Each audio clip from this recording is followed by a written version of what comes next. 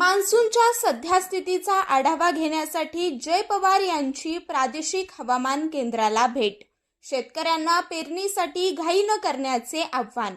महाराष्ट्रातील मान्सूनच्या आगमनास होत असलेल्या विलंबाची सद्यस्थिती आणि त्याचा राज्यावर होणारा संभाव्य परिणाम जाणून घेण्यासाठी युवा नेते जय पवार यांनी मुंबई येथील प्रादेशिक हवामान केंद्र याला भेट दिली आहे. यावेळी सायंटिस्ट जी श्री बिक्रम सिंग यांनी त्यांचे स्वागत करून संस्थेच्या कार्याचा सविस्तर आढावा दिला.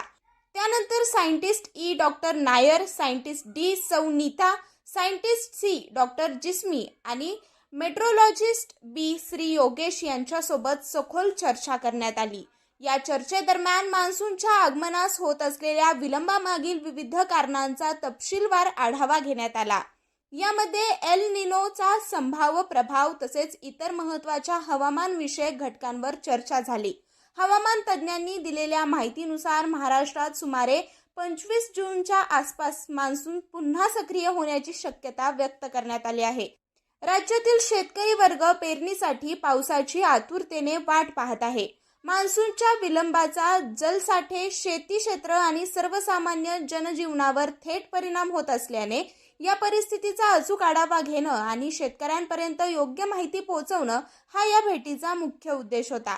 यावेळी जय पवार यांनी शेतकरी बांधवांना आव्हान करताना सांगितलं की राज्यात मान्सून पूर्णपणे सक्रिय होऊन समाधानकारक आणि सातत्यपूर्ण पाऊस सुरू होईपर्यंत पेरणीसाठी घाई करू नका. घाईघाईने पेरणी केल्यास दुबार पेरणीचे संकट निर्माण होऊन आर्थिक नुकसान होऊ शकते. त्यामुळे हवामान खात्याच्या सूचनांचा विचार करूनच पुढील निर्णय घ्यावेत. यापुढेही जय पवार प्रादेशिक हवामान केंद्राशी सातत्याने संपर्कात राहून मान्सूनच्या प्रगतीविषयक अचूक माहिती वेळोवेळी जनतेपर्यंत पोहोचवण्याचा प्रयत्न करणार असल्याचं त्यांनी यावेळी सांगितलं.